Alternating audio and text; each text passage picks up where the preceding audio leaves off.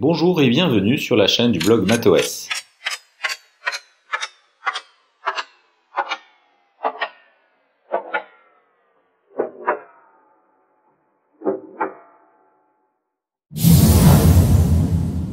Cette vidéo constitue le second volet consacré à l'étude des nombres premiers.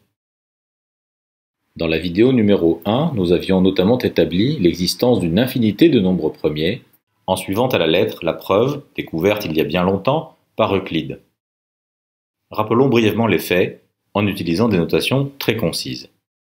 Étant donné un ensemble fini grand E dont les éléments sont des nombres premiers, on note grand A, l'entier 1 plus produit des éléments de E. Et on observe qu'aucun facteur premier de A ne peut appartenir à cet ensemble E.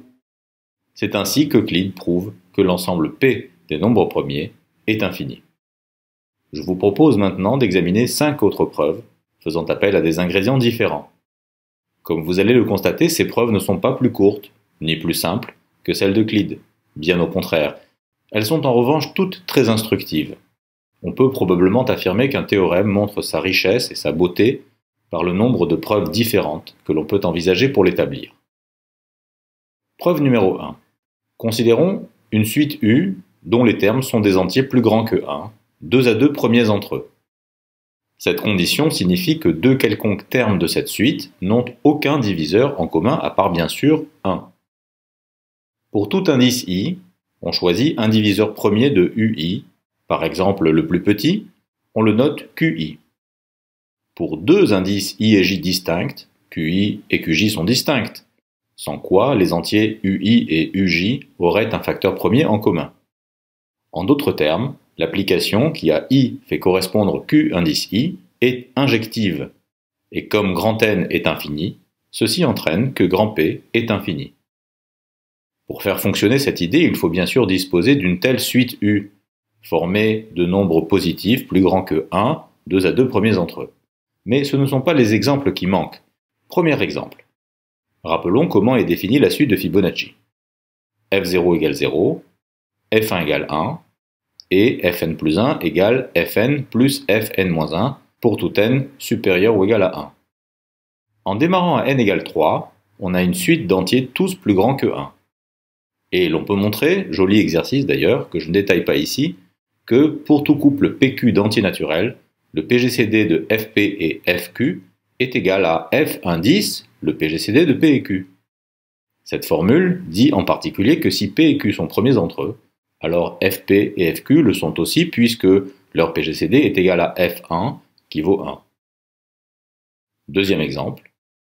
On utilise maintenant les célèbres nombres de Fermat. Il s'agit des entiers F indice n égale 2 puissance n plus 1, qu'on a d'ailleurs vu passer dans la vidéo numéro 1. On observe que le produit des FK pour k de 0 à n-1 peut artificiellement s'écrire comme ceci. Et on reconnaît un produit télescopique qui se simplifie en 2 puissance n-1, c'est-à-dire f indice n plus 2.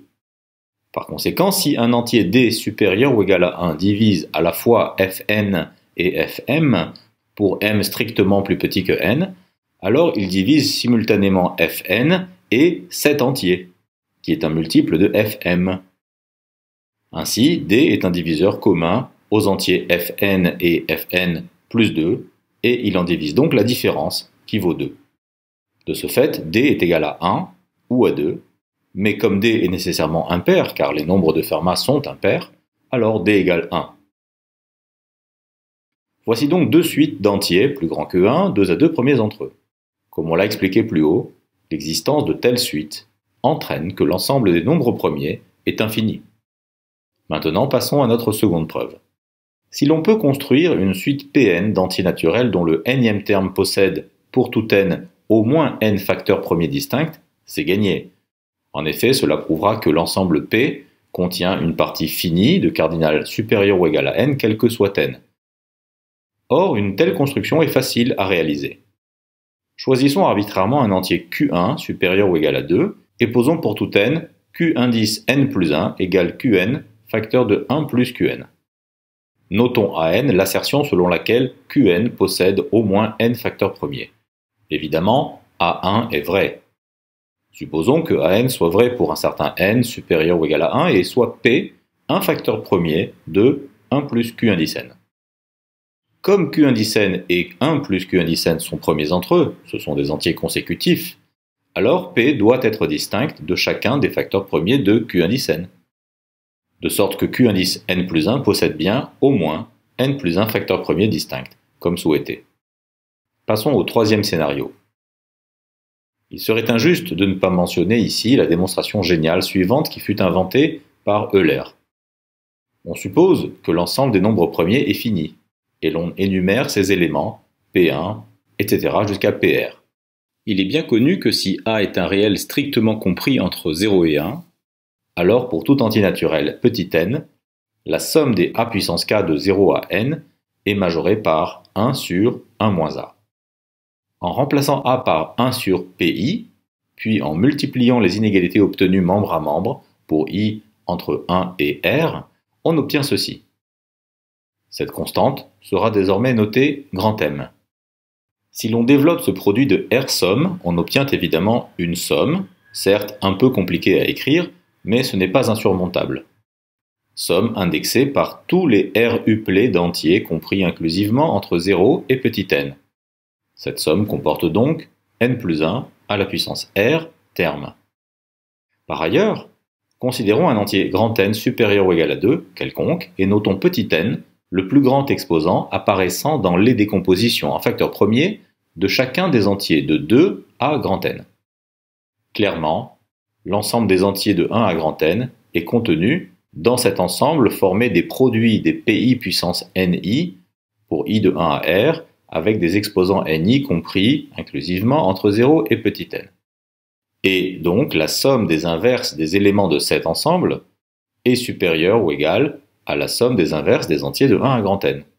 Finalement, tout ceci prouve qu'il existe un nombre positif, grand M, tel que la somme des 1 sur I pour I de 1 à grand N soit inférieure ou égale à grand M pour tout grand N supérieur ou égal à 2. Et ceci est absurde, puisque, on le sait bien, la série harmonique est divergente. L'ensemble P est donc infini. Magnifique preuve, vous ne trouvez pas? Passons à notre quatrième et avant-dernier scénario. Supposons à nouveau que P soit un ensemble fini, et pour tout n supérieur ou égal à 2, décomposons l'entier n factoriel en produit de facteurs premiers. Dans cette expression, on a noté V indice P de A, pour tout entier A plus grand que 1, la valuation p-adique de A, c'est-à-dire simplement l'exposant de P dans la décomposition en facteurs premiers de A. Je vais utiliser ici, sans démonstration, la formule de Legendre, qui dit que la valuation p-adique de n factoriel est donnée par la somme pour I de 1 à n des parties entières de n sur p puissance i.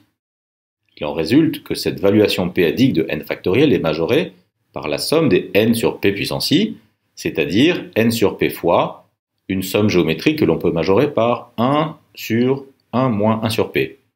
Finalement, la valuation p-adique de n factoriel est plus petite que n. Par conséquent, n factoriel est majoré par la puissance nème du produit de tous les nombres premiers. Je vous rappelle qu'on a supposé que p était un ensemble fini. En notant grand X ce produit de tous les nombres premiers, on a donc prouvé que grand X puissance n sur n factoriel est supérieur ou égal à 1 pour tout n à partir de 2. Mais c'est absurde, puisque cette fraction tend vers 0 lorsque n tend vers l'infini. À nouveau, la conclusion s'impose. L'ensemble P est infini. Voici pour terminer une démonstration remarquable par son originalité. Il s'agit d'une preuve topologique que l'on peut lire dans un numéro de 1955 de l'American Mathematical Monthly. Elle est due au mathématicien américano-israélien Hillel Furstenberg, qui était alors âgé de 20 ans, et qui a reçu en 2020 le prestigieux prix Abel, couronnant une carrière scientifique exceptionnelle. Voici cette preuve. Étant donné des entiers A supérieurs ou égal à 2 et L compris au sens large entre 0 et A-1, on notera P indice AL, l'ensemble des entiers relatifs congrus à L modulo A. Par exemple, P indice 4, 1 est l'ensemble des entiers congrus à 1 modulo 4. Il contient donc 1, 5, 9, 13, etc., mais aussi moins 3, moins 7, moins 11, etc. L'union de tous les PAL est certainement égale à Z tout entier, puisque déjà Z est l'union de P de 0 et de P de 1, ensemble des nombres pairs, ensemble des nombres impairs.